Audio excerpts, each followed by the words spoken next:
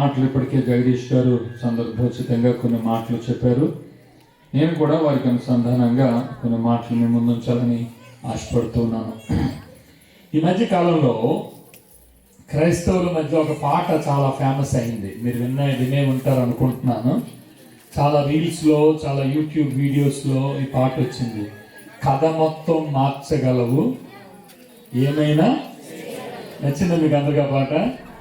Okay, చాలా సంతోషం.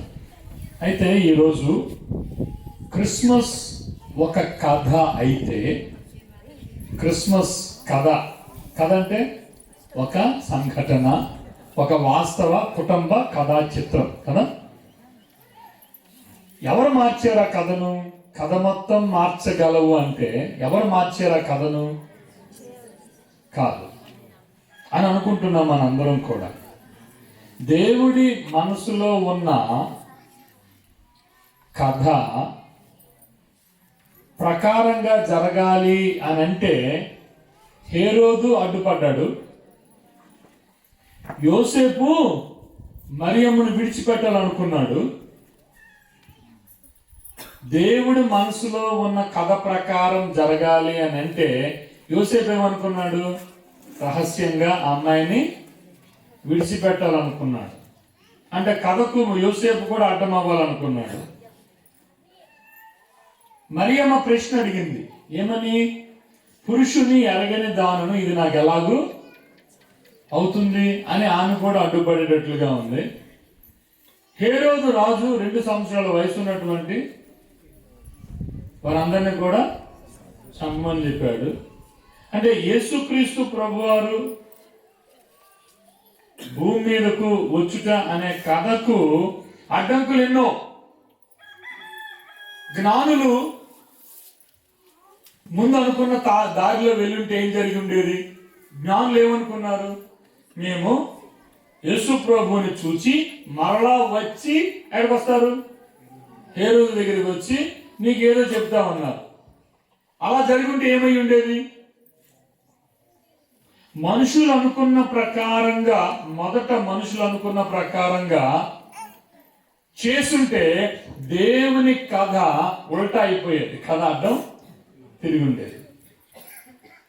కథ మొత్తం మార్చింది ఎవరు? యేసుక్రీస్తు ప్రభువారు లోకానికి రావాలనుకున్న కథ మొత్తం మార్చింది ఎవరు అని అంటే ఆ కథలో ఉన్న పాత్రలు ఎవరు? కథలో ఉన్న పాత్రలు ఎవరు? మరియా, యోసేపు, జ్ఞానులు, ఆ యొక్క గొర్రెల కాపరులు. వీరందరూ కూడా కథను మార్చగలిగారు. ఒక జీవితం యొక్క కథను, నీ బతుకును, నీ కుటుంబ చరిత్రను మార్చాలి అని అంటే నీ చేతుల్లోనే ఉంది. ఈరోజు పాఠం అదే.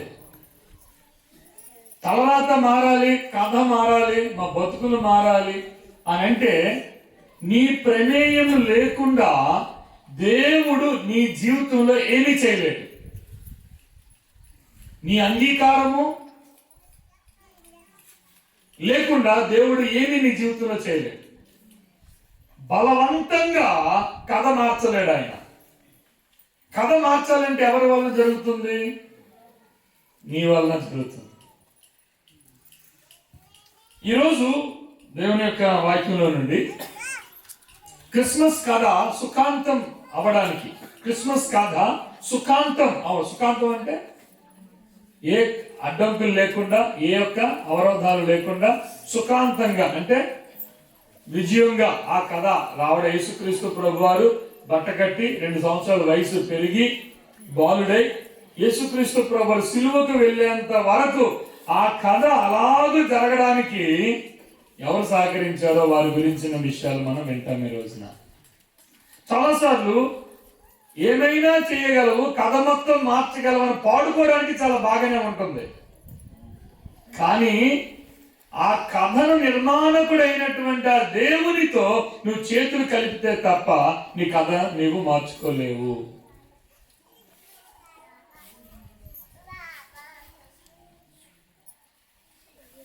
కథ అయిందే.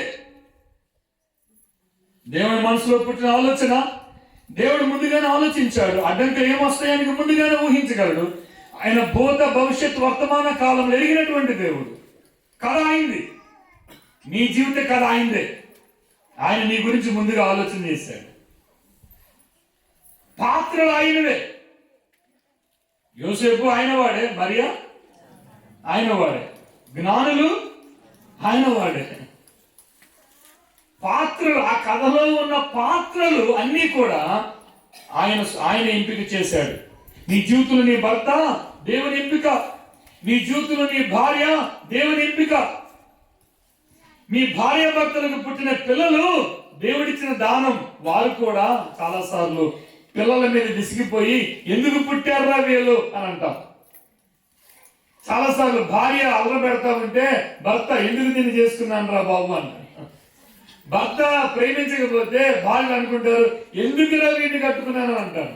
కానీ ఇందులో పాత్రలు దేవుని పాత్రలు. You are God's instruments. మీరు దేవుని పాత్రలు. ఆ కథలో, క్రిస్మస్ కథానికలో ఉన్నటువంటి పాత్రలు, ఉన్నటువంటి వస్తువులు. పాత్రలు అంటే డేర్షాలు కాదు. పాత్రలు అంటే ఎవరు? పని చేసిన వారు. అర్థమవుతుంది మీకు? పాత్రలు అంటే ఆ కథలో వ్యక్తులు దేవుడు ఎంపిక చేసుకున్నటువంటి వారు. మరి కథ ఆయనదే అయితే, నేను సమాధానం చెప్పాలి మీరు అందరూ ఇప్పుడు. కథ ఆయనదే అయితే పాత్రలు లేక కథలో ఉన్న వ్యక్తులు ఆయన వారే అయితే సమాధానం చెప్పండి. కథను ఎవరు నడిపించాలి? చెప్పరే, ఎవరు నడిపించాలి కథని? చెప్పట్లేదు మీరు ఎవరు. కథను ఎవరు నడిపించాలి? కథ ఆయనదే అయితే కథలో ఉన్న పాత్రలు కూడా, కథలో ఉన్న వ్యక్తులు కూడా దేవుని వారైతే అసలు కథను ఎవరు నడిపించాలి? అదే క్రిస్మస్ యొక్క గొప్పతనం. క్రిస్మస్ యొక్క కథను నడిపించింది యేసుక్రీస్తు ప్రభువారు. ఈ లోకానికి తీసుకురావడానికి ఆ తండ్రి అయిన దేవుడు స్క్రీన్ ప్లే, దర్శకత్వం వహించాడు అన్నమాట. ఆ కథ ఆ విధంగా రావడానికి అడుగడుగున ఏమి చేయాలి, ఏం చేయకూడదు, ఎక్కడికి వెళ్ళాలి, ఎక్కడికి వెళ్ళకూడదు. మీరు చాలా సినిమాలు చూస్తారు కదా, చాలా సినిమాలు చూస్తారు. సినిమా అనేటటువంటి ఒక కథ, ఒక నిర్మాణకుని యొక్క ఊహ, వారికి ఇమాజినేషన్. పాత్రలు తీసుకువస్తాడు, ఆ పాత్రలకు కెమెరా ముందు ఏం చేయాలో చెబుతాడు. వారు ఆ విధంగా చేయడం బట్టి ఆ కెమెరాలో బంధించి కథగా నిర్మాణము చేస్తారు. అంటే అందుకని దర్శకుడు అనేటటువంటి ఒక వ్యక్తికి చాలా పేరు వస్తుంది ఈ మధ్య. దర్శకుడు, ఈ సినిమాను నిర్మించిన వాడు గొప్ప దర్శకుడు.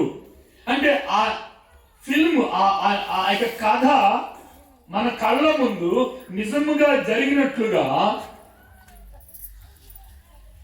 చిత్రీకరించిన దాని వెనుక ఉన్న ఊహ ఎవరిది అని అంటే దర్శకుడిది.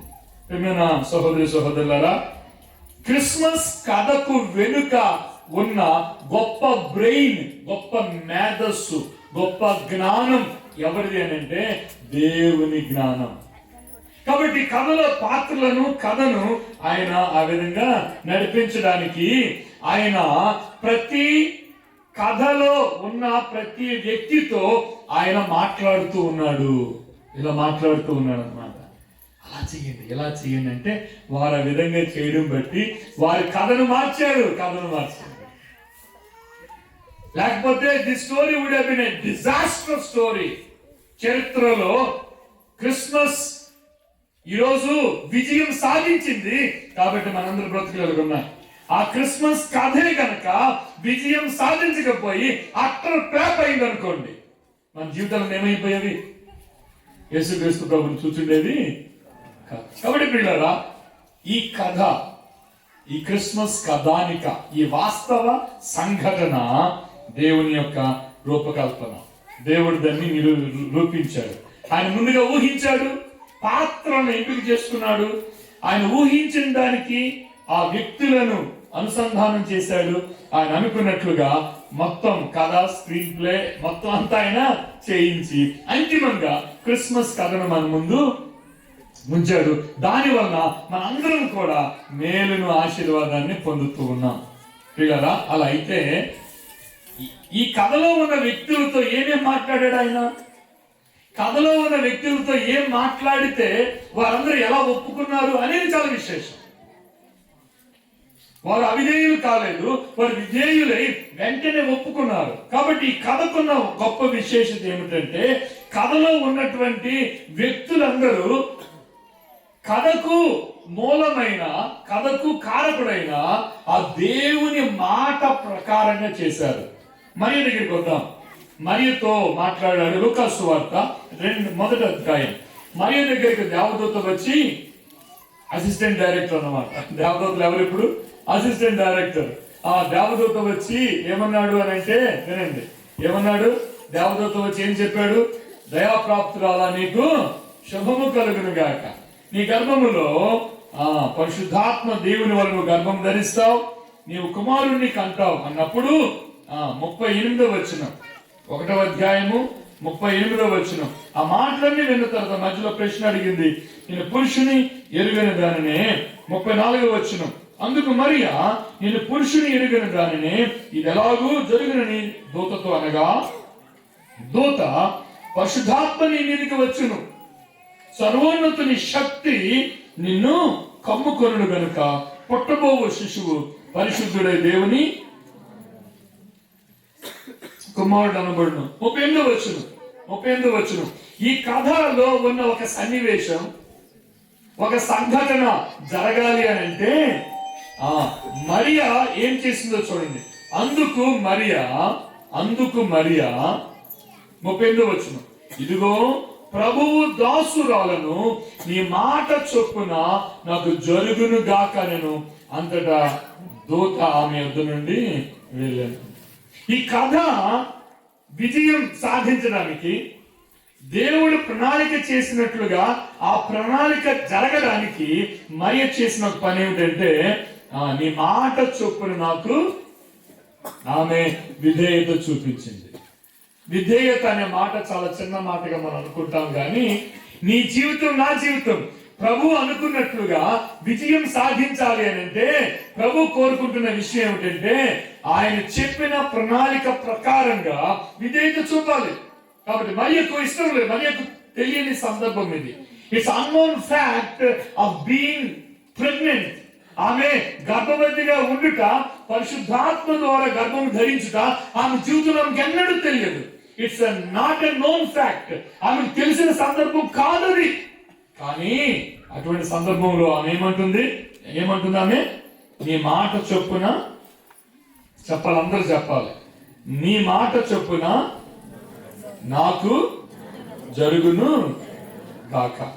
అయ్య బాబోయ్ నాకొద్దండి, అది ఎలా జరుగుద్దో, అయ్య బాబోయ్ మా ఆయన ఏమంటాడో, అయ్య బాబోయ్ మా అత్తమామలు ఏమంటారో, అయ్య బాబోయ్ మా అమ్మ నాన్న ఏమంటారో అనేలానే అదేమంటుంది తెలుసా?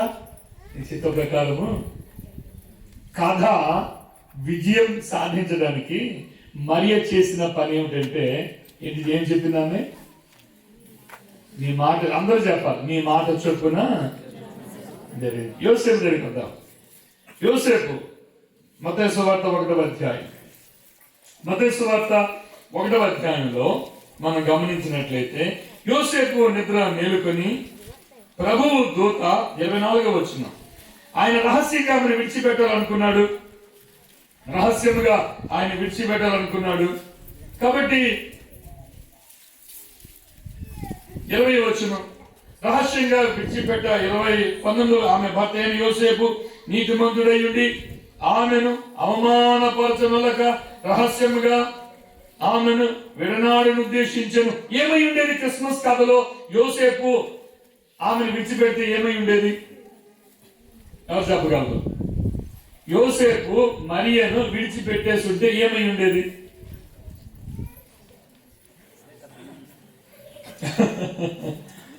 అప్పుడే కదా ముగింపైపోద్ది.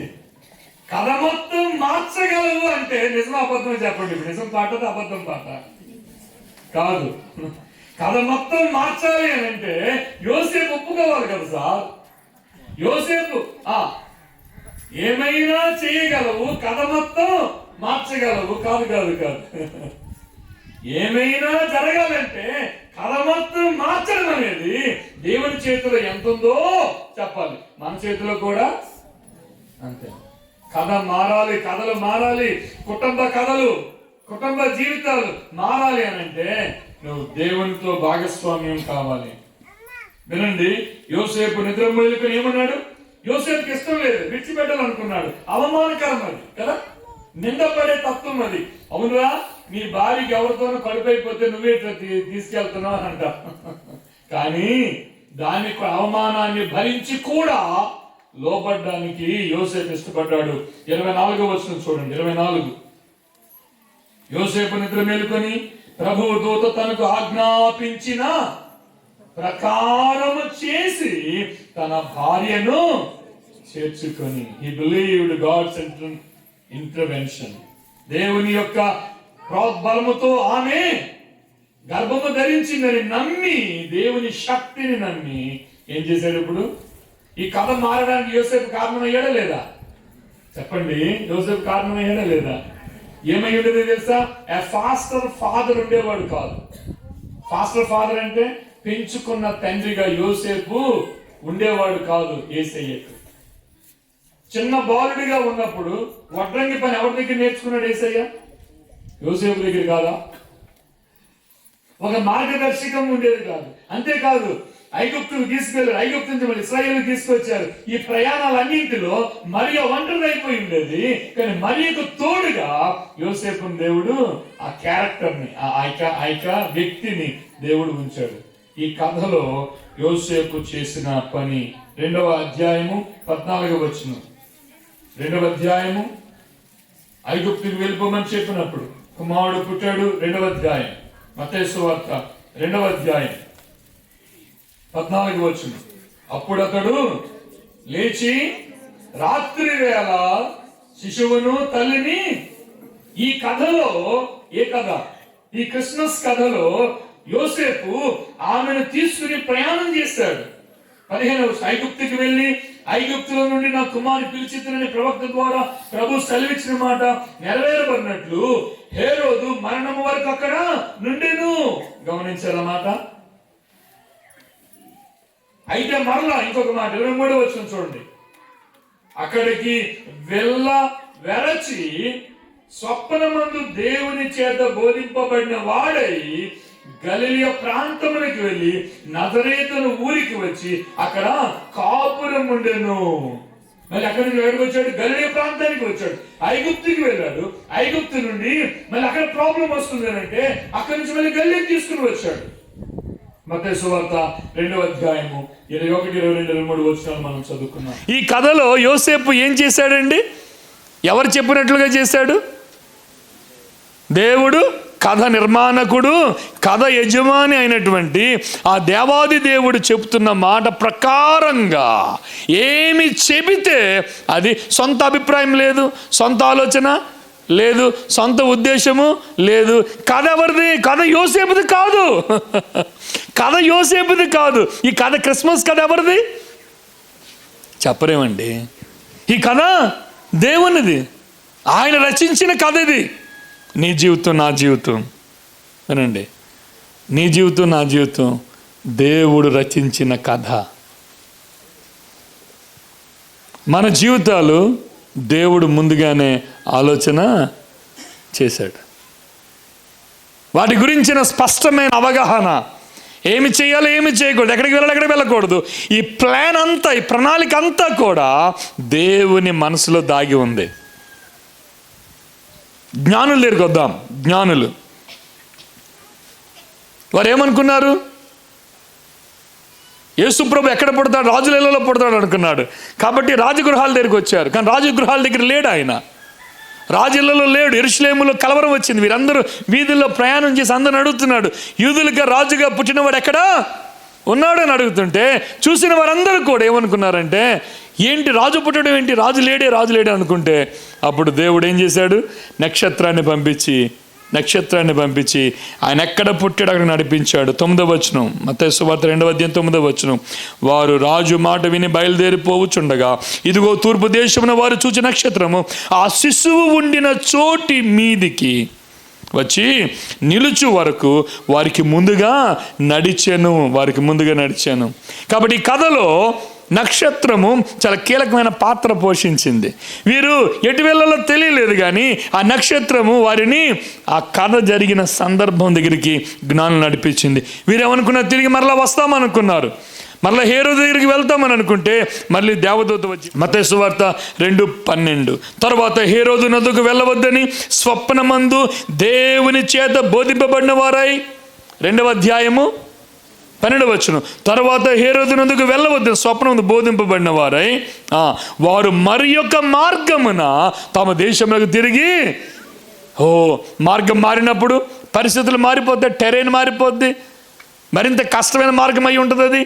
ఎందుకంటే వాళ్ళు స్ట్రైట్ వేలో వచ్చారు. ఇప్పుడేమంటాడు, వేరొక మార్గం అంటే కిలోమీటర్లు ఎక్కువ అయి ఉంటాయేమో, కష్టమై ఉంటుందేమో, ఇబ్బంది అయి ఉంటుందేమో, కానీ వారు అలాగున వెళ్ళారు. గొర్రెల కాపర్లు కూడా వారు త్వరగా వెళ్ళి నేను అనుకుంటాను ఈ కథ అంతట్లో కూడా పాత్రలు, వ్యక్తులు ఎవరైతే ఉన్నారో మరియా, ఇంకా యోసేపు, ఇంకా జ్ఞానులు, గొర్రెల కాపర్లు, వీరందరూ కూడా ఒకే మాట మనం పదే మనం చూస్తాం. అదేమిటంటే వారు ఎలాగున దేవుడు చెప్పాడో అలాగూ వారు చేశారు.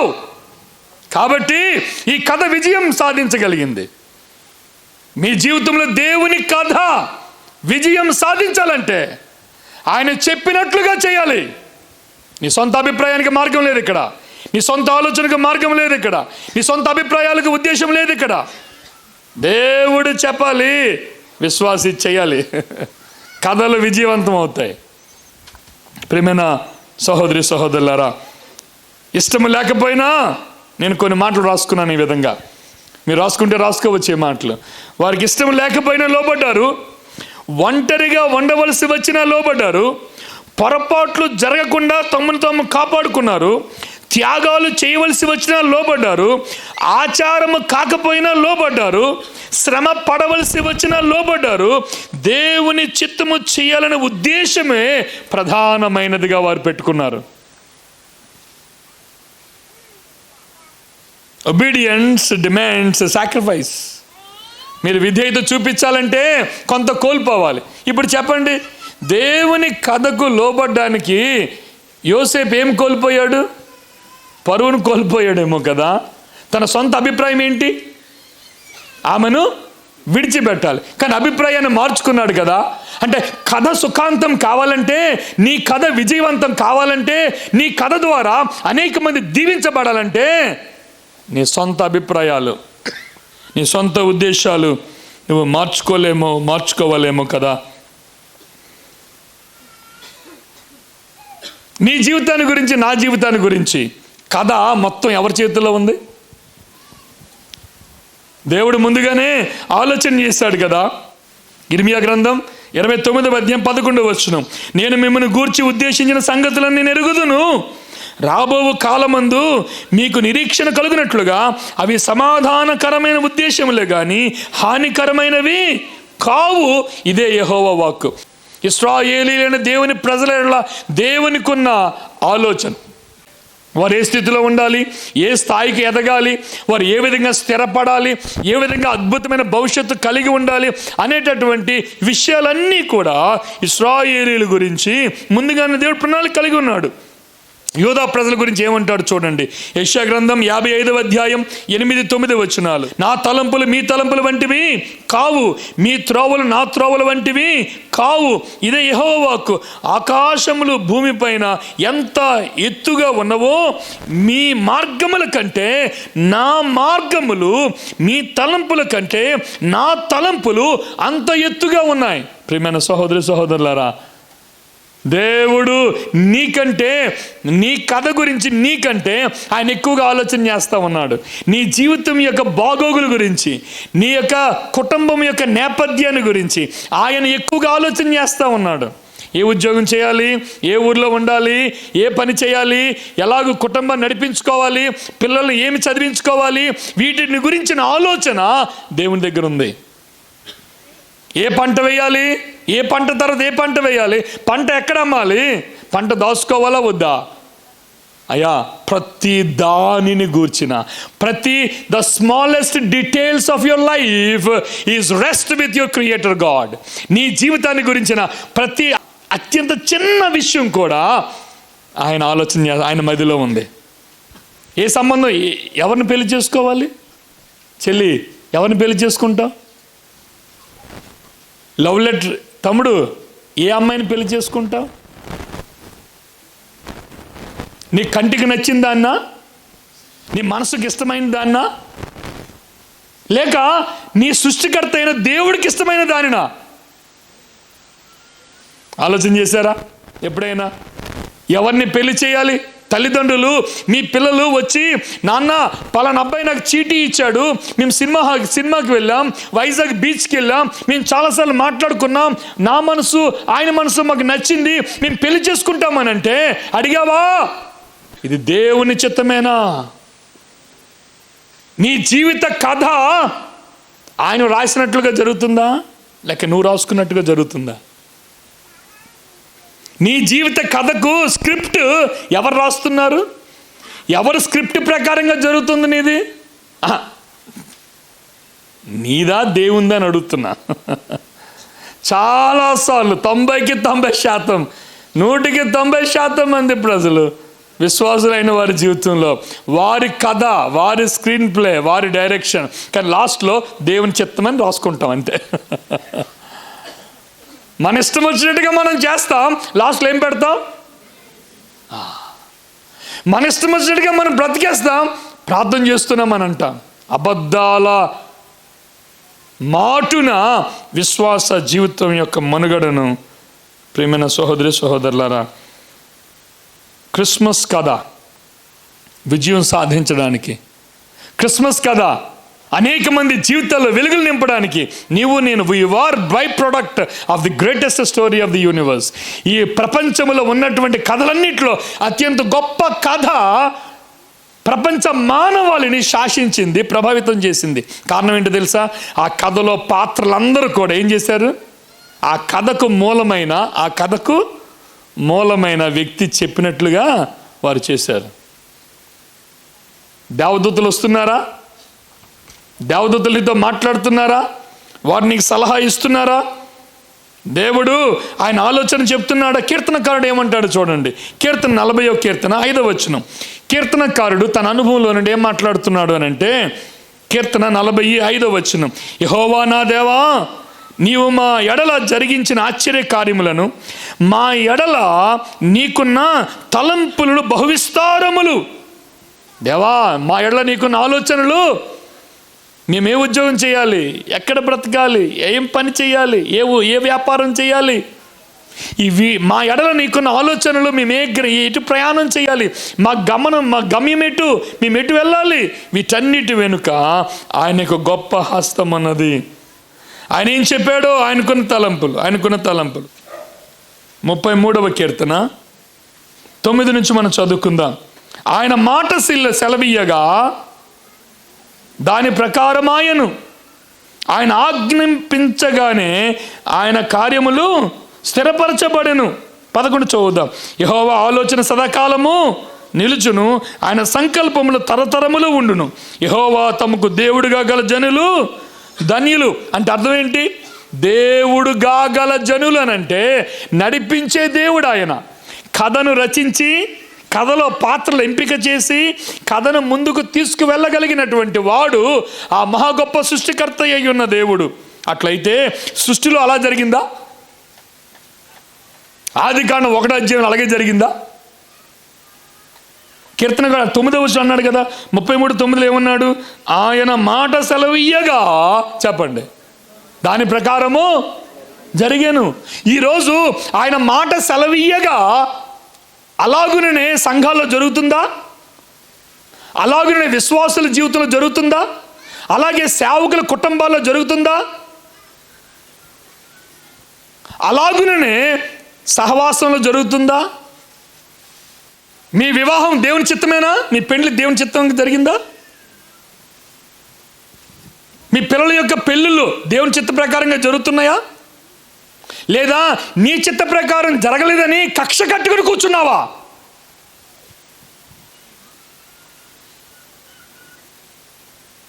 మీటింగ్ వద్దన్నాం, దేవుని చిత్తమేనా? మీటింగ్ కావాలనుకున్నాం, దేవుని చిత్తమేనా?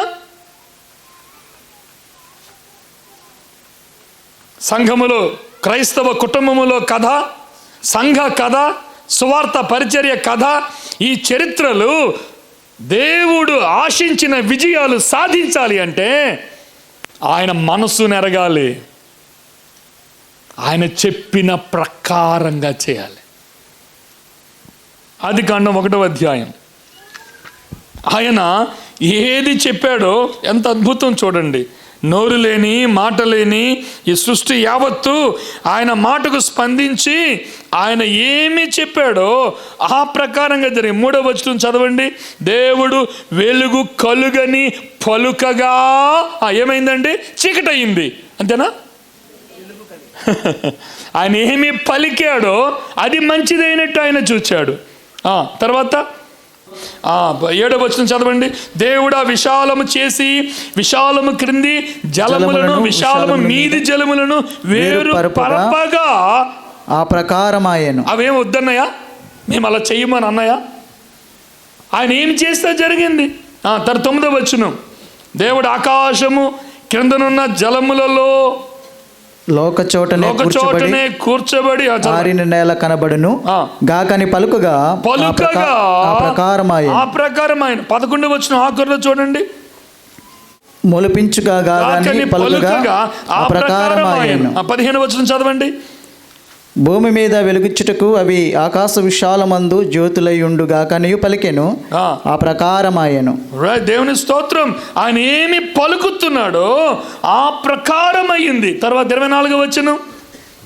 దేవుడు వాటి జాతి ప్రకారము జీవము గల వాటిని, అనగా వాటి జాతి ప్రకారము పశువులను, పురుగులను, అడవి జంతువులను భూమి పుట్టించుగాకని పలికెను, ఆ ప్రకారమాయెను. పలికెను 8 సార్లు మాట పదే మనం చూస్తాం.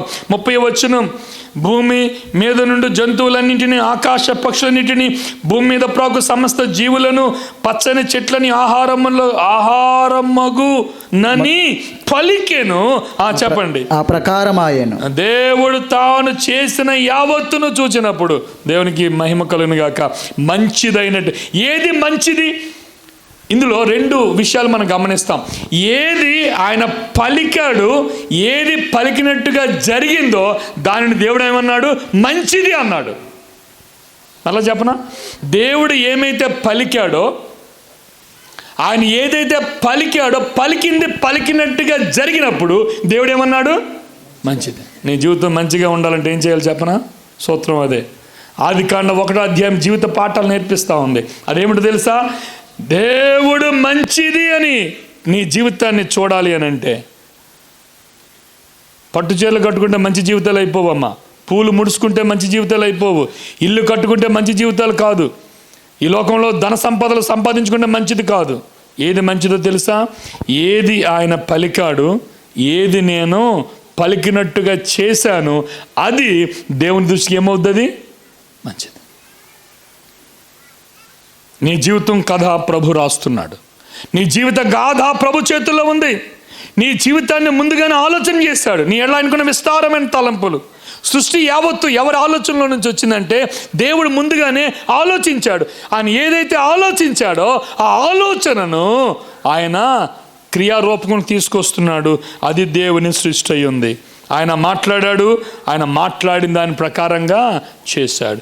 యేసుప్రభు నమ్ముకోవడం అంటే ఏంటి? యేసుప్రభు నమ్ముకోవడం అంటే, వినండి, యేసుప్రభు నమ్ముకోవడం అంటే ఆయన ప్రభుత్వానికి లోబడ్డం అన్నమాట. ఆయన చెప్పిన ప్రకారంగా చేయడం అన్నమాట. యేసుప్రభు నమ్ముకోవడం అంటే ఆ దేవుడు స్థానంలో ఇంకొక దేవుని పెట్టాం కాదు. నీ యొక్క నా యొక్క జీవితాలలో యేసుక్రీస్తు ప్రభువారి ప్రభుత్వాన్ని నువ్వు అంగీకరించాలి. ఏంటా ప్రభుత్వాన్ని అంగీకరించడం అంటే? రోమిలకు రాసిన పత్రిక 10వ అధ్యాయం యేసు ప్రభు నమ్ముకోవడాన్ని గురించి, యేసు ప్రభు నమ్ముకున్న వారు వారి యొక్క జీవితంలో వారు ఆయన ప్రభుత్వాన్ని అంగీకరించాలి, ఆయన ఉద్దేశాన్ని అంగీకరించాలి, ఆయన చెప్పినట్లుగా చేయడానికి తీర్మానం తీసుకోవాలి. చూడండి, ప్రభువని నువ్వు నోటితో ఒప్పుకోవాలి. 10వ అధ్యాయం 10వ వచనం,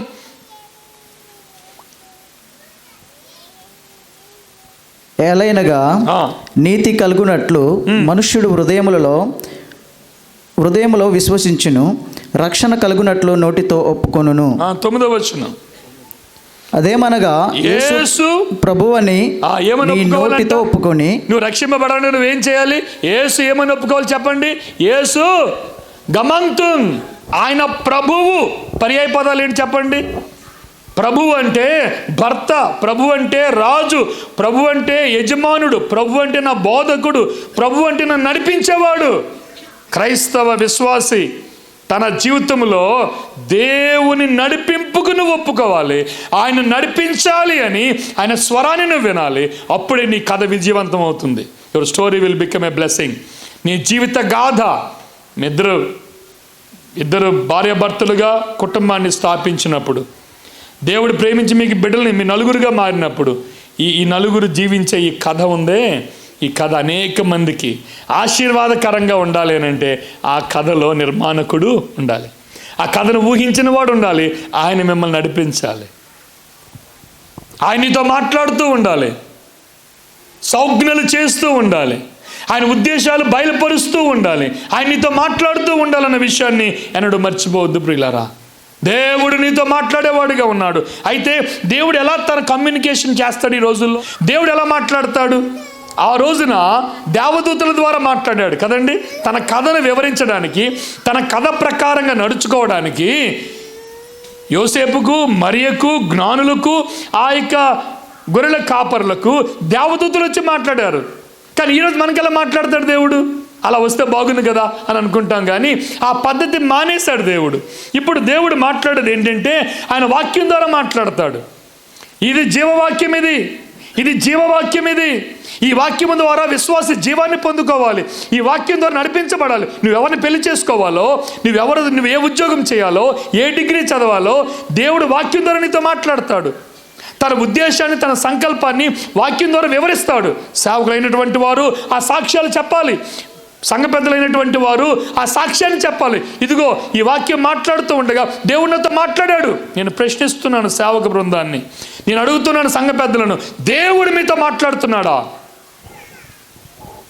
వాక్యము ద్వారా దేవుడు మాట్లాడి తన సంఘాన్ని నడిపించేవాడుగా ఉన్నాడు. ఆయన రాయో రప్పో కాదు, మాట్లాడిన దేవుడు కాదు. హాగరు అరణ్యములో వెళుతూ అంటాది. ఆయన చూచుచున్న దేవుడు, సంఘాలను చూస్తున్న దేవుడు, మన గమనాన్ని పరీక్షిస్తున్న దేవుడు. గాడ్ స్పీక్స్, దేవుడు మాట్లాడతాడు. అయితే ఎలా మాట్లాడతాడు? తన వాక్యం ద్వారా మాట్లాడతాడు. అందరికీ తెలుసు ఆయన మాట్లాడి ఏమేమి చేస్తాడు. వాక్యము ద్వారా ఆయన మనకు అనుగ్రహించినటువంటి ఆ వాక్యము ద్వారా ఆయన ఏం మాట్లాడతాడు అని అంటే ఆయన ఏమేమి చేస్తాడో చూడండి. తిమోతికి రాసిన 2వ పత్రిక 3వ అధ్యాయం 16వ వచనం, దైవజనుడు సన్నద్ధుడై ప్రతి సత్కార్యమునకు పూర్ణంగా సిద్ధపడి ఉండినట్లు దైవావేశము వలన కలిగిన ప్రతి లేఖనము ఆయన 4 పనులు చేస్తాడు వాక్యం ద్వారా. ఏం చేస్తాడు చూడండి. 1, ఉపదేశిస్తాడు. He will tell you what is right. ఉపదేశము, ఏది మంచిది, ఏది సరి అయినది, ఏది నీతియుక్తమైనది, ఏది భక్తికరమైనది, ఏది పవిత్రమైనది, ఏది పరిశుద్ధమైనది, ఆయన ఉపదేశం చేస్తాడు. 2, ఇంకేం చేస్తాడు? ఖండిస్తాడు. He will tell you what is not right. ఏది సరి అయినది కాదో ఖండిస్తాడు. ఖండితంగా ఉంటుంది వాక్యము. కొన్నిసార్లు నిన్ను వేలెత్తి చూపిస్తుంది. ప్రసంగికులు వాక్యాన్ని బోధించేటప్పుడు నీలో ఉన్న తప్పును ఖండిస్తే నువ్వు విశ్వసిస్తావా?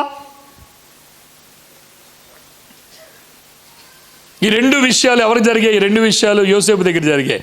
యోసేపుకి ఒక ఉపదేశాన్ని చేశాడు, లేక మరియకు ఒక ఉపదేశాన్ని చేశాడు ప్రభు. మరియకి ఏంటి ఉపదేశం చేశాడు? మరియతో ఏం చెప్పాడు? మరియా, తనకెన్నడూ తెలియని ఒక విషయాన్ని చెప్పాడు. ఏంటది? నువ్వు పరిశుద్ధాత్మ వలన గర్భము ధరిస్తావు, దేవుని శక్తి వలన నువ్వు గర్భాన్ని ధరిస్తావు. ఆ విషయం ఆమెకి ఎప్పుడు తెలియదు. She is learning something new. ఒక కొత్త విషయాన్ని ఆమె నేర్చుకుంటా ఉంది. ప్రియులారా, దేవుడు ఉపదేశం చేస్తాడు. 2, దేవుడు ఇంకోటి ఏం చేస్తాడు? ఖండిస్తాడు. యోసేపు ఏమనుకున్నాడు చెప్పాలి. యోసేపు ఏమనుకున్నాడు? ఆమెను విడిచిపెట్టి ఏం చేస్తానన్నాడు? రహస్యముగా ఆమెను విడిచిపెట్టాలనుకున్నాడు. దేవుడు ఖండించాడు. యోసేపు, నన్ను డోంట్ డూ లైక్ దాట్, నువ్వు చెయ్యొద్దా పని. అమ్మా, ఇక్కడ ఉన్నవారు ఎవరైనా అబ్బాయిలను ప్రేమిస్తున్నారా? అమ్మాయిలను ప్రేమిస్తున్నారా? ఇష్టపడుతున్నారా? ప్రభు దగ్గరికి రండి, ప్రభుని అడగండి. ఒకళ్ళు వద్దు అని అంటే మానేయడానికి ఇష్టపడతావా? ఏది చెయ్యాలో అది చెబుతాడు, ఏది చెయ్యకూడదో దాన్ని ప్రభు చెబుతాడు. తర్వాత 3వది ఏంటండి? తప్పు. How to make it right. జ్ఞానులు వారు మరలా తిరిగి వస్తామని అనుకున్నారు. వస్తామని అనుకుంటే దేవుడు సరిచేశాడు. అయ్యా, మీరు వెళ్ళవద్దు, మీరు అటు వెళ్ళవద్దు, మీరు ఇంకొక మార్గంలో వెళ్ళండి అని. దేవుని యొక్క వాక్యము అంత మాత్రమే కాదు, ఆఖరుగా నీతి యందు శిక్షణ. How to stay right. ఏ విధంగా సత్యములను కొనసాగగలవు. How to stay right. దేవుడు మాట్లాడతాడు. దేవుడు నీతో మాట్లాడతాడమ్మా. అమ్మ, ఇప్పుడు కూడా దేవుడు నీతో మాట్లాడుతున్నాడు. నీలో తప్పును ఖండిస్తున్నాడు. నువ్వే విధంగా స్థిరంగా ఉండాలని నీకు బోధిస్తున్నాడు. ఆయన స్వరాన్ని వినాలని ఆయన హెచ్చరిక చేస్తూ ఉన్నాడు. ఆయన చెప్పండి ఎలా మాట్లాడతాడు? వాక్యము ద్వారా మాట్లాడతాడు. అందుకనే కదా కీర్తనకారుడు అన్నాడు, నీ వాక్యము నా పాదములకు, నా త్రోవకు. ఏంటి త్రోవ అంటే? ఇందులో లైట్ ఉందా? ఇలాగ వేసుకొని వెళ్ళిపోతాము మనం. లైట్ లేదు ఇందులో. కానీ ఈ వాక్యములో అర్థము చేసుకుంటే మన జీవితానికి ఏం చెయ్యాలి, ఏం చేయకూడదు అనేది లైట్ అన్నమాట. ఆయన మాట్లాడతాడు. ఆయన స్వరాన్ని నువ్వు వినాలి. అమ్మా, యవ్వన జీవితాలు మరలా చెప్తున్నాను, కుటుంబాలు మరలా చెప్తున్నాను, సంఘాలు మరలా చెప్తున్నాను. దేవుని స్వరము, దేవుని సంకల్పం, దేవుని ఉద్దేశం, దేవుని నడిపింపు వచ్చేంత వరకు పాజ్. ఆగిపోండి, నిలిపివేయండి, పనిని ఆపండి. ప్రభు సంకల్పం కొరకు మేము ఎదురు చూస్తున్నాం. ఆయన ఆలోచన వచ్చినప్పుడే చేస్తాం. కంగారు పడి పరిగెత్తి నష్టపోతున్నారు. మరలా చెప్తున్నాను, నష్టపోతున్నారు. 1, ఆయన వాక్యం ద్వారా మనతో మాట్లాడతాడు. 2, రోమిలికి రాసిన పత్రిక 8వ అధ్యాయం 16వ వచనం, ఆయన ఆత్మ ద్వారా సాక్ష్యం చెప్తాడు. He witnesses to our spirit. ఆయన తన పరిశుద్ధాత్మ ద్వారా ఆయన మనకు సాక్ష్యం చెప్తాడు. 3వది, ఆయన తన సహోదరుల ద్వారా, మన చుట్టూ ఉన్న సహోదరుల ద్వారా సలహా ఇస్తాడు. సలహా తీసుకొనుట. మన జీవితాన్ని గురించి ఇతర ప్రార్థన చేసే సహోదరుడికి, దీన్ని ఇంగ్లీష్లో మెంటర్షిప్ అంటారు, మెంటరింగ్ అంటారు. నేర్పించడం. అన్నలు ఉండాలి, మీకు అక్కలు ఉండాలి. అక్కలు, అన్నలు, సహోదరులు మీ కుటుంబంలో, మీ జీవితంలో, ఈ లోకంలో కళ్ళకు మిరిమిట్లు గొలిపించే వాటి విషయంలో మనం ప్రాకులాడుతున్నాం, పరిగెడుతున్నాం. కానీ దేవుని దగ్గరికి సలహా అడుగుతున్నామా? సేవకులు సలహా అడుగుతారా? నాతో కలిసి పనిచేస్తున్నటువంటి అనేక మంది సహోదరులు వారి జీవితంలో కీలకమైన నిర్ణయాలు చేయవలసి వచ్చినప్పుడు they never asked me any suggestion. సలహా అడిగారా? ఫిలిప్పీలకు రాసిన పత్రిక 4వ అధ్యాయం 9వ వచనం. ఫిలిప్పీలకు రాసిన పత్రిక 4వ అధ్యాయం 9వ వచనం. పౌలు తన జీవితం గురించి విశ్వాసులందరూ ఎదుట తన జీవితాన్ని పెట్టుకుని ఏం మాట్లాడుతున్నాడు అని అంటే ఆలకించండి. ఫిలిప్పీలకు రాసిన పత్రిక 4వ అధ్యాయం 9వ వచనం చదవండి. 4వ అధ్యాయం ఫిలిప్పీ 4:9. మరియు మీరు నా వలన ఏవి నేర్చుకుని అంగీకరించితిరో నా యందున్నట్టుగా. అంటే పౌలు జీవితాన్ని చూచి వారు ఏం చేశారంట? ఫిలిప్పీ సంఘము ఏమేమి చేశారు చెప్పండి? వారు 1 ఏవి నేర్చుకుని నేర్చుకున్నారు. ఇంకోటి ఏం చేశారు? అంగీకరించారు. అంటే సేవకుల మాదిరి, సంఘ పెద్దల మాదిరి. బ్రదర్, మిమ్మల్ని చూసి కొంతమంది నేర్చుకుంటున్నారు. అమ్మా, సేవకురాండ్రు మిమ్మల్ని చూసి కొంతమంది నేర్చుకుంటున్నారు, జాగ్రత్త. సంఘ పెద్దల భార్యలు మిమ్మల్ని చూసి నేర్చుకుంటున్నారు. సంఘ పెద్దలు, సేవకుల కుమారులు, కుమార్తెలు మిమ్మల్ని చూసి నేర్చుకున్నారు. You have to set an example. నీవు మాదిరిని కనపరచాలి. నువ్వు సలహా ఇవ్వాలంటే ఆ మాదిరికరమైన జీవితం నీకు ఉండాలి కదా. పౌలు ఇటువంటి మాదిరికరమైన జీవితాన్ని కలిగి ఉండి ఏమంటాడు తెలుసా? నేను క్రీస్తుని వెంబడించిన ప్రకారం మీరు నన్ను చూసి నడుచుకోండి. పౌలు ఒక మాదిరిని కనపరిచాడు. సంఘములో నిన్ను ఒకరు వచ్చి సలహా అడగాలి అని అంటే నువ్వు మాదిరిని కనపరచాలి. సామెతల గ్రంథం 11వ అధ్యాయం 14వ వచనం, నాయకులు లేని జనులు చెడిపోవుదురు, ఆలోచనకర్తలు అనేకులుండుట రక్షణకరము. చెప్పండి అందరూ ఈ మాట చెప్పండి. నాయకులు లేని జనులు చెడిపోవుదురు, ఆలోచనకర్తలు అనేకులుండుట రక్షణకరము. మీరు చేసే ప్రతి పనికి ఎవరుండాలంటే ఇప్పుడు ఆలోచన కౌన్సిలర్స్ అని ఉంది ఇంగ్లీష్లో. కౌన్సిలింగ్ చేసేవారు, కౌన్సిలింగ్ మెంటర్స్. మీరు బీటెక్ చదువుతున్నారా, ఎంటెక్ చేసేవాడు నీకు మెంటర్గా ఉండాలి. నువ్వు ఏ పనిలో నువ్వు ముందుకు వెళ్ళాలనుకుంటున్నావో ఆ పనిలో నీకు మార్గదర్శకముగా ఉండేటటువంటి ఆలోచనకర్తలు ఉండాలి. సేవా పరిచర్యలో సేవకులు చాలామంది ఉన్నారు. మీకు ఎవరండి మెంటర్ చేస్తున్నారు? మీకు ఎవరు సలహాలు ఇస్తున్నారు? సలహా ఇచ్చేవారు ఎవరు ఉన్నారా? సలహా ఎవరిదైనా తీసుకుంటున్నారా? సంఘ పెద్దలు మీకు సలహా ఇచ్చేది ఎవరు? దేవుడు నీతో మాట్లాడేది నీకు సలహా ఇచ్చేవారి ద్వారా దేవుడు నీతో మాట్లాడతాడు. చాలా ప్రాముఖ్యం, చాలా ప్రాముఖ్యం. ఆయన మాట్లాడడానికి నీవు అవకాశం ఇవ్వాలి అని అంటే ఒకరింటికి వెళ్ళి టైం తీసుకుని, అయ్యా నాకు ఈ సమస్య ఉంది మాకు చెప్పండి, సలహా తీసుకున్నారా? Your maturity depends on your humbleness. నువ్వు ఎదిగావు, నువ్వు వృద్ధి చెందావు అని అనుకుంటున్నావు. నీ దీనత్వం ఏది? ఒకరి దగ్గర కూర్చొని సలహా అడగలవా? యవనస్తులైన సేవకులు ఉన్నారు ఇక్కడ చాలామంది. నేను అడుగుతున్నాను, మీరు సలహా తీసుకుంటున్నారా ఎవరి దగ్గరైనా? నీకు మెంటర్స్ ఉన్నారా? సలహా ఇచ్చేవారు ఉన్నారా? యవన కుటుంబాలు ఉన్నాయి.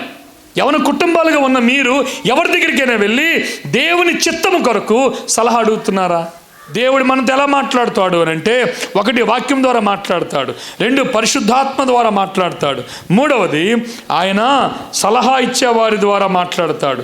అయితే సంఘములో సలహా ఇచ్చేవారు ఎలా ఉండాలి?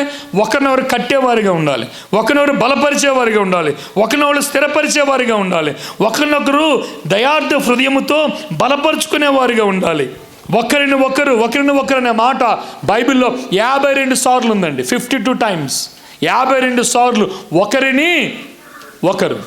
ఒక సంఘ పెద్దను ఇంకో సంఘ పెద్ద, ఒక సేవకుడు ఇంకో సేవకుడిని, ఒక క్రైస్తవ విశ్వాసి ఇంకొక క్రైస్తవ విశ్వాసిని, ఒక సహోదరి ఇంకొక సహోదరిని, ఒక సహోదరుడు ఇంకొక సహోదరుని బలపరుచుకోవాలి, వారిని హెచ్చించుకోవాలి, వారిని ఘనపరుచుకోవాలి. ప్రియులారా, ఒకరి ఎడల ఒకరు. అమ్మా, నువ్వెవరైనా బలపరుస్తున్నావా?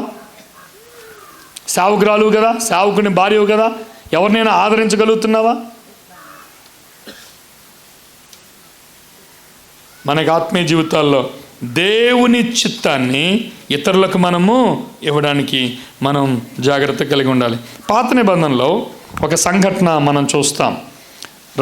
మొదటి రాజుల గ్రంథం 19వ అధ్యాయంలో ఎలీషా తన శిష్యులందరితో పాటు వెళ్ళాడు. కర్లకు వెళ్ళారు. కర్లకు వెళ్ళినప్పుడు ఆ గొడ్డలి నీటిలో పడిపోయింది కదా, గొడ్డలి నీటిలో పడిపోయింది. వెంటనే ఏం చేశారు వీళ్ళు? గొడ్డలి నీళ్ళలో పడిపోతే వెంటనే దూకిలే. ఎందుకు? ప్రవాహం ఎక్కువగా ఉంది, ప్రాణాపాయ పరిస్థితులు ఉండే అవకాశం ఉంది. ఎలీషా దగ్గరికి వచ్చి ఎలీషాని అడిగారు, ఏమని? ఎలీషా, గురువు గారు మేము ఇప్పుడేమీ చేయాలంటే ఆయన ఏం చెప్పాడు తెలుసా? ఒక కొమ్మను తెంచి, ఒక చెట్టు కొమ్మను తెంచి నీటిలో వేయండి, అప్పుడు ఇది పైకి వస్తుంది. సేవకుని దగ్గరికి సలహాకు వెళ్ళాలి. మీ మధ్య పరిచయం చేస్తున్నటువంటి వారి దగ్గరికి మీరు సలహాకు వెళ్ళాలి. సలహాను తీసుకోవాలి. దేవుడు మనతో మాట్లాడతాడు. పెద్దలైనటువంటి వారు సలహా ఇవ్వగా దేవుడు మనతో మాట్లాడుతూ ఉంటాడు. ప్రియులారా, మొదటి తెస్సలోనికీయులకు రాసిన పత్రిక 3వ అధ్యాయం 12-14 వచనాలు. 3వ అధ్యాయం 12-14 వచనాలు. మరియు మన ప్రభు అయిన యేసు తన పరిశుద్ధులతో వచ్చినప్పుడు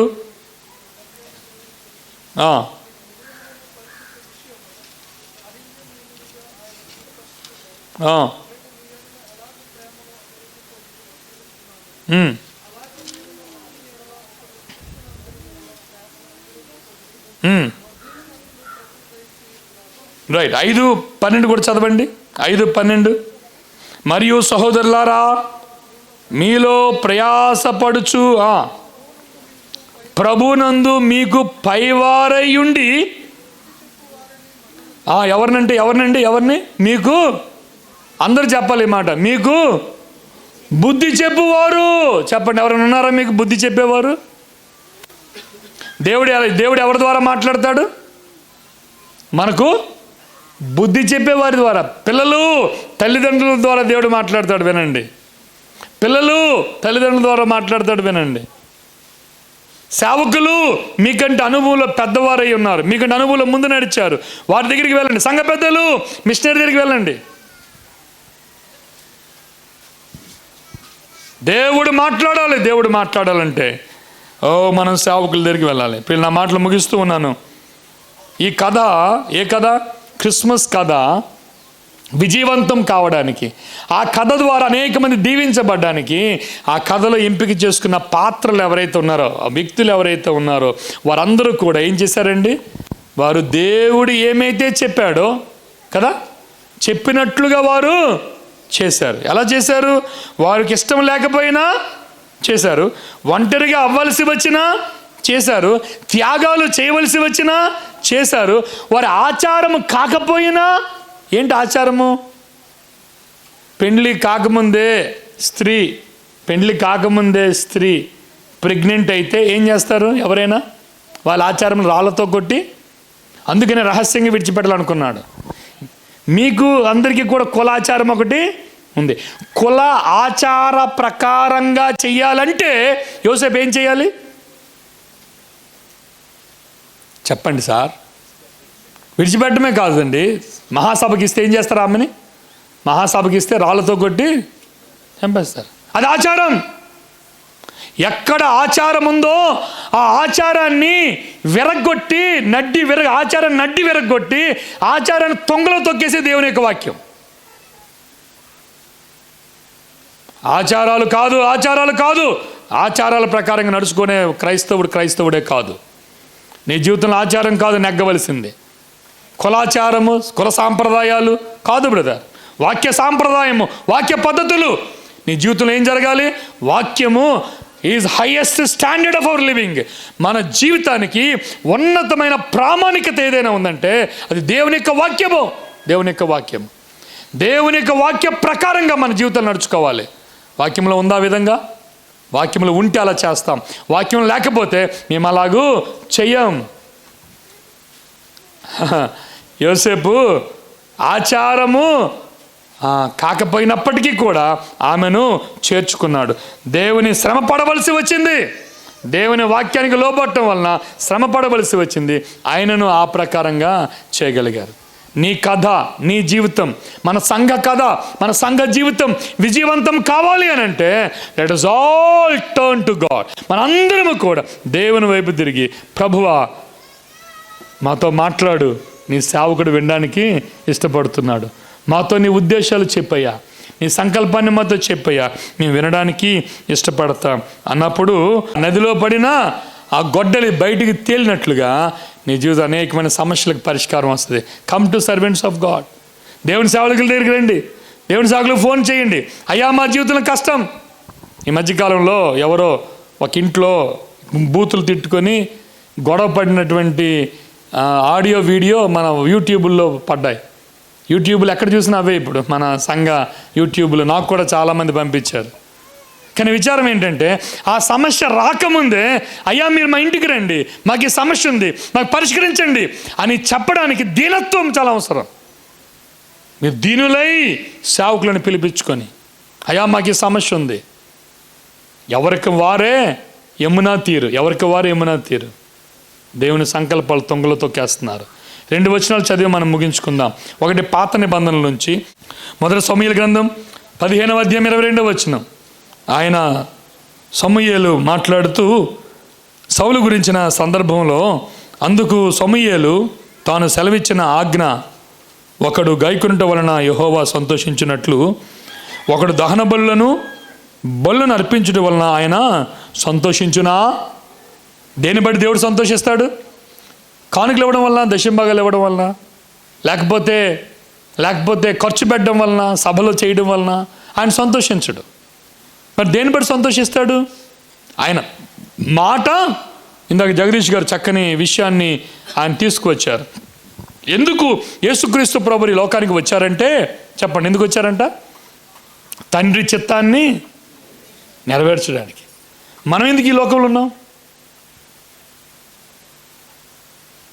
ఫిలిప్ తిమోతి ఎందుకు ఈ లోకంలో ఉన్నాడు? ప్రసంగాలు చేయడానికి కాదు. నో. జగదీష్ గారు, ఈయన, మేమందరం ఎందుకు ఈ లోకంలో ఉన్నామంటే ప్రసంగాలు చేయడానికి కాదు. ప్రసంగాలు చేయడానికంటే ముందు నేనేం చేయాలి? ఆయన చిత్తాన్ని నెరవేర్చాలి. నా కుటుంబాన్ని అలా నేను నిర్వర్తించుకోవాలి. నా పిల్లలు నా మాట వినేటట్లుగా నేను చేసుకోవాలి.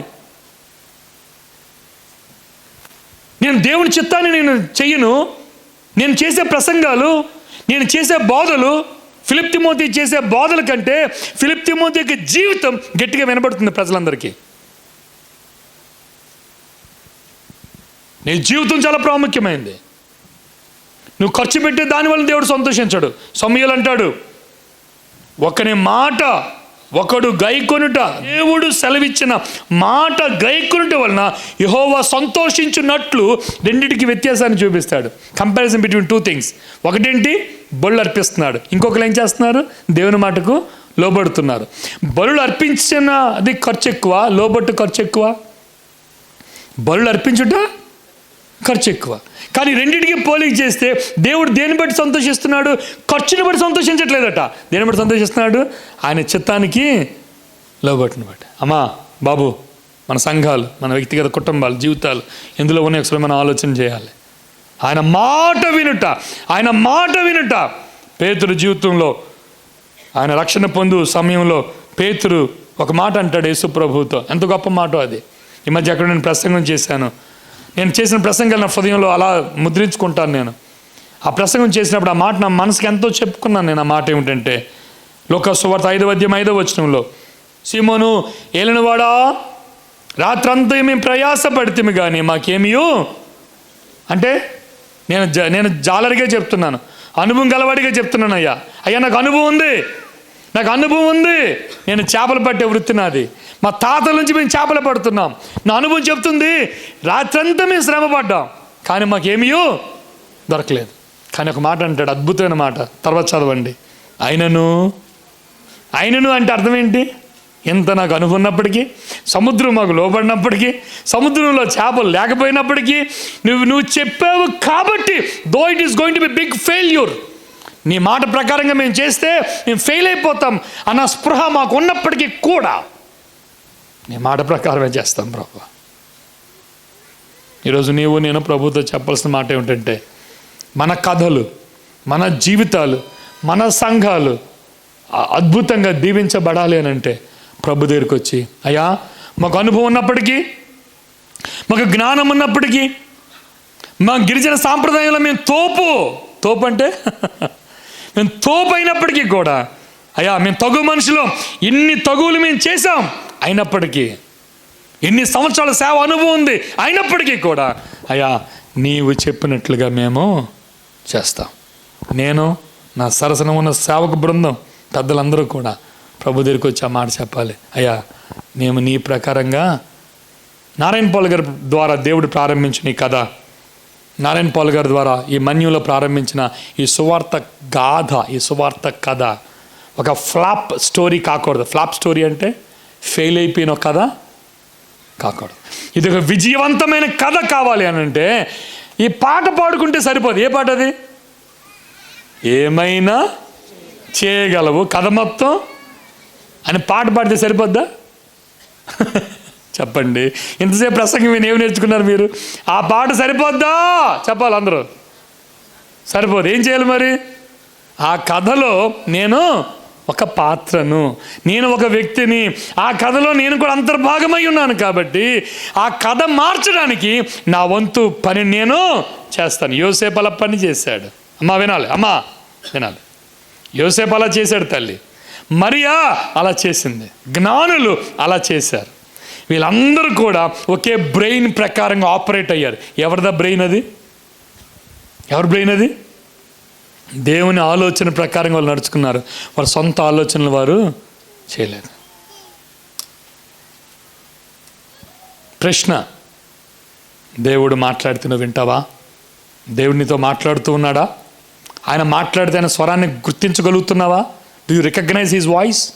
ఆయన స్వరాన్ని గుర్తిస్తావా? నువ్వు ఆయన స్వరాన్ని గుర్తుపడతావా? సమూయేలు దేవుని స్వరాన్ని గుర్తుపట్టలేని చిన్నవాడు. ఏలి గుర్తుపట్టగల పెద్ద వయస్కుడు, వయసులో పెద్దవాడు. అన్నా, నీ వయసు యొక్క గొప్పతనం నువ్వు దేవుని స్వరాన్ని గుర్తుపట్టేటట్లుగా చేయాలి. The more you grow mature, the more you have a recognizing ears. నీ ఆత్మీయ పరిపక్వత, నీ ఆత్మీయ భక్తి ఏమిటంటే దేవుని చిత్తాన్ని ఎరిగే స్వరం, నీకు ఎరిగే గుర్తింపు చెవులు నీకు కావాలి. నా మాటలు ముగిస్తున్నాను. నేను ప్రయాణమై పాడేరు వెళ్ళాలి. నేను సాయంత్రం 6 గంటలకి అక్కడ ఉండాలి. 5 గంటల ప్రయాణం. కానీ నా మాట ఒక మాట చెప్పనివ్వండి. మళ్ళీ నేను కలుసుకుంటాం లేదో నాకు తెలియదు. ఒకవేళ కలుసుకోకపోతే ఇది నా ఆఖరు మాట. కలిస్తే మరలా ఇంకా చాలా మాటలు చెప్తాను. దేవుని స్వరాన్ని వినాలి. ఆయన ఉద్దేశానికి లోబడాలి. ఆయన చిత్త ప్రకారమే ప్రతీదీ జరిగించుకోవాలి. మనకిష్టం లేకపోయినా, కష్టమైనా, ఆచారంలో లేకపోయినా, ఇబ్బందులు ఎన్ని వచ్చినా, శ్రమలు ఎన్ని ఎదురైనా ఒకటే సంకల్పం ఏంటండి? దేవుని చిత్త ప్రకారంగా మేము జీవిస్తాం. కళ్ళు మూసుకొని ప్రార్థన చేద్దాం. తర్వాత అధ్యక్షులు సభను నడిపిస్తారు. ప్రభుతో ఈరోజు మీరు మాట్లాడాలి. ప్రభు దగ్గరికి వచ్చే, ప్రభువా మీ జీవితాన్ని ప్రభుకు సమర్పించండి. ప్రభువా, నా ఇష్టానుసారంగా నేను బ్రతికానయ్యా, నా ఇష్టానుసారంగా నేను చేశాను. ఇక నుంచి నీవు చెప్పినట్లుగా నేను చేస్తానయ్యా. I will do according to you Lord. నువ్వు చెప్పినట్లుగా నేను చేస్తానయ్యా. నువ్వేం మాట్లాడతావు అదే చేస్తానయ్యా. నువ్వు మాట్లాడు నాతో. నీ స్వరాన్ని వినిపించయ్యా. నీ వాక్యం ద్వారా నాతో మాట్లాడు. పరిశుద్ధాత్మ ద్వారా నాతో మాట్లాడు. నా చుట్టూ ఉన్న సహోదరుల ద్వారా నాతో మాట్లాడు. సేవకుల ద్వారా నాతో మాట్లాడు. ప్రభువా నాయనా, నేను ఎగ్జాక్ట్లీ వాట్ యు డూ. నాయనా, నువ్వు మాకేమి చెబుతావు ఆ ప్రకారంగా చేస్తామయ్యా. మాతో మాట్లాడు. నీ స్వరాన్ని మాకు వినిపించాయి తండ్రి అని ప్రభు పాదాలు పట్టుకుందాం. కమిట్మెంట్ ఇద్దాం ప్రభువా నువ్వు చెప్పింది కాకుండా ఇంకేది నేను చేయనయ్యా, ఇంకేది చేయనయ్యా. ఇంతవరకు జరిగిన దానికి క్షమించండి. ఇక్కడి నుంచి నువ్వు చెప్పినట్లుగానే నేను చేస్తాను. ప్రేమగల తండ్రి, పరిశుద్ధుడైన ప్రభువా మీకు వందనాలు. ఈ కథ సుఖాంతం అవడానికి, ఈ కథ విజయవంతం కావడానికి ప్రభువా నీవు చెప్పింది మేము చేయగలడానికి కృప చూపిస్తున్నందుకే స్తోత్రాలు. మా కథ మొత్తం మారాలి అని అంటే అది మా చేతిలోనే ఉందయ్యా. It's in our hands lord. మేమే నువ్వు మాట్లాడిన స్వరానికి లోబడలేకపోతున్నాం. సంఘ కథ, కుటుంబ కథ, పరిచర్య కథ, FTBA కథ మార్చడానికి మేమే సాధనమని ఒప్పుకుంటున్నాం. సహాయం చేయండి. నీ వాక్యాన్ని ఇంతవరకు విన్న సహోదరులందరూ బట్టి మీకు స్తోత్రాలు. ప్రతి ఒక్క హృదయంలో నీ కార్యం జరిగించి మీరు మహిమ పొందమని వాక్యముకి, సేవకుల దగ్గరికి, పరిశుద్ధుల దగ్గరికి వెళ్ళి సలహాలు తీసుకొని ఆ ప్రకారంగా నడుచుకోవడానికి మీరే కృప చూపించుదురని మీరు మాతో మాట్లాడినందుకే స్తోత్రములు చెల్లిస్తూ, మెంటర్స్గా ఎవరే లేనివారు మెంటర్స్గా కలిగి ఉండడానికి మీరే సహాయం దయచేయండి ప్రభువా. ఎవరో ఒకరి ప్రార్థన సహాయం, ప్రార్థన సలహా, ప్రార్థన ప్రేరేపణ జరిగినట్లు మీరే కృప దయచేయమని యేసు ప్రభు వారి ఘనమైన నామంలో స్తోత్రం చెల్లించి ప్రార్థన చేయుచున్నాము తండ్రి. ఆమేన్. ఆమేన్.